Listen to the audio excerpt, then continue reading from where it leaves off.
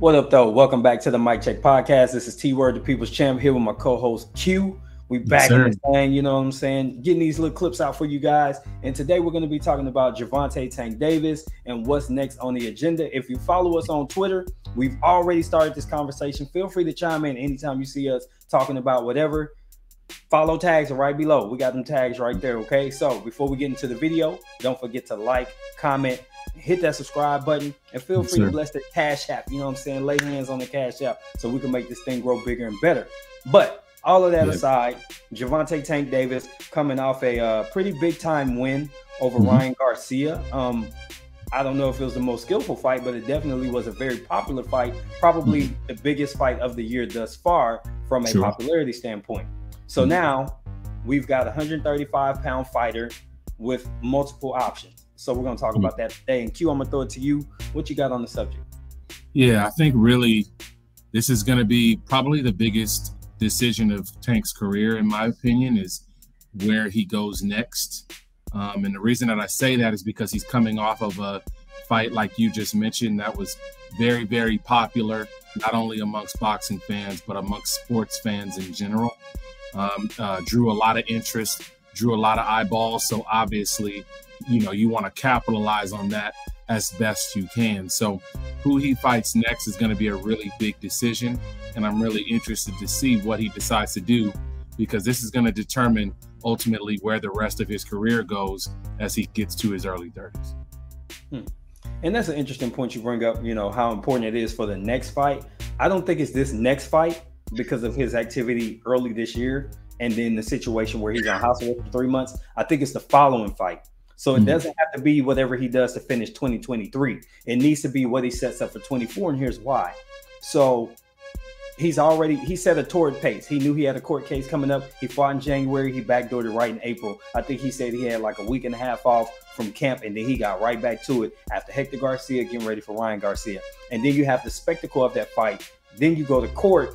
He's going to need some time to cool his heels no matter what. Now, I initially felt like if they put the gym in the house, he could get back in the ring and train at the crib, at Calvin's crib, and he could get back in the ring like maybe September and then return to another quick turnaround and do December.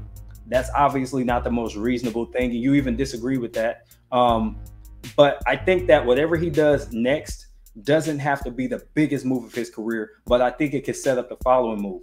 So he needs to do something with the WBA. You mentioned Frank Martin and stuff like that. That might be a good fight to have next, but I don't think it's the right fight next if it's going to be late this year. If he's going to fight Frank Martin or a marquee fighter, it needs to be like September, in my opinion. But I'm going to toss it back. Yeah, well, the reason that I say Frank Martin is the answer for me is because of the likelihood of him getting another fight. I'm a little bit more on the pessimistic side of things when it comes to these cross-promotional fights.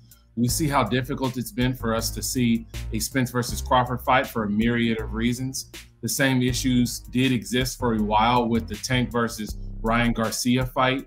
You know, whether you're talking about Fury versus Usyk or Anthony Joshua versus Fury, all of these fights that include two fighters that are, you know, from opposing networks or from opposing platforms, so to speak, usually are difficult. A lot of points have been made about the fact that Devin Haney is going to be a free agent after his next fight against Lomachenko, which we'll be seeing this weekend. That if he was to win that fight and be victorious, that he's free to go where he'd like to go. While I do agree with that sentiment, my question then becomes, is Tank's team, are PBC and Showtime going to be willing to pay Haney what he may demand for that fight? We've already seen that there have been some, you know, rumblings from Leonard Ellerby, who I know is not his promoter anymore, about the kind of money that Devin Haney is used to making and the kind of money that he would probably expect to make for what would arguably be the biggest fight of his career. So I don't know that that fight is necessarily likely to happen, which is why my suggestion on Twitter was that we see a Frank Martin fight, because I think that that's, number one, more realistic. I think it's a more affordable fight for TGB, PBC, as well as Tank's promotional team to make. And I think it's still a very entertaining and an awesome action fight to watch. And it would be well worth my money if they were able to make a Frank Martin fight next. Yeah, I mean, I'm a Frank Martin fan, so obviously I want to see the best fight the best. I feel like he's one of the marquee fighters at this point. He's got to raise his profile a little bit, I think, to really get in the limelight. He doesn't have a belt. He's a fringe contender at the moment because people don't really know him. And his claim to fame is he's promoted by Errol Spence for the most part, right? That's why we know who he is. So I think we understand that Tank is in it for the money. And I like the skill versus skill fight because that's going to be a dog fight between those two. Similar stature, similar style, both southpaws. It would be great. I just think that Tank's not going to see the money in that. So it will be worth it to him to figure out what Devin Haney needs and try and meet that and find a way to make the money work. And that's why I think that. And plus, I think that that's just a better fight. Those are two people who've been circling the drain around each other for a while. And that's why I would want to see that fight happen next. But I don't want to see any rematches before he fights at least 2 new opponents. I don't see Rolling. I don't want to see Pitbull, and I don't want to see Ryan again until he faces at least 2 new people. Whoever those 2 new people are, I'm fine with it. I just think that, obviously Shakur's off the table for sure. To me, Devin Haney or Frank Martin are the only 2 options, and I'd really like to see him make a strong and see his team make a concerted effort to get Devin Haney in the ring with Gervonta Davis. Yeah, I think I agree with you on 2 fronts. While we disagree on the initial part about what we think may be the order of priorities should be, I do agree with you that if a Devin Haney fight can be made, it's worth exploring.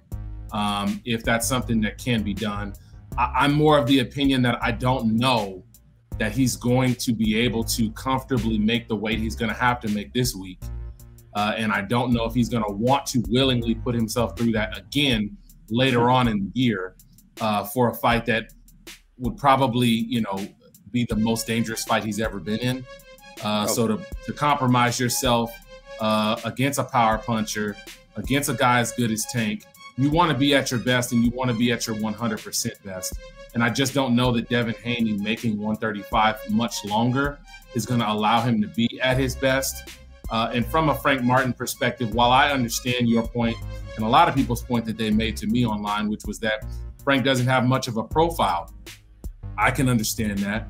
But there have been a number of fights that Tank has had set up for him, whether he wanted them or not, or he just agreed to them or not, that were against fighters with similar size profiles. Whether you're talking about a guy like Mario Barrios, who not a whole lot of people knew about, even though he had a secondary title.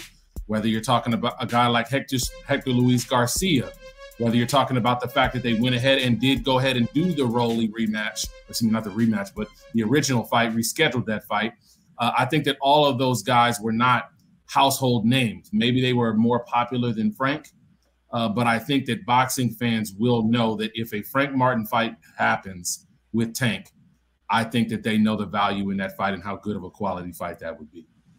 Yeah, I mean, the potential is there, and we're definitely going to have to see what the decision is going to be. I don't think we're going to hear any grumblings until maybe midway through his house arrest before they start to bubble something up. They're going to let him chill out because I think it's a much-needed break. It's a torrid pace, 2 fights back-to-back like that. And then he had all the jail stuff and the court stuff. I think it's good for him to take some time away from the sport. So, yeah. Do you think that he's going to be affected in any way by the fact that he's going to be out of the ring and without kind of a structured training regimen for this long of a period of time? I think he'll have a structured training regimen. He's got the money to do whatever he wants to do at the house. They didn't say that he couldn't bring a gym to the crib. So I just personally think he's not going to be in fight shape necessarily, but I think he won't get out of shape.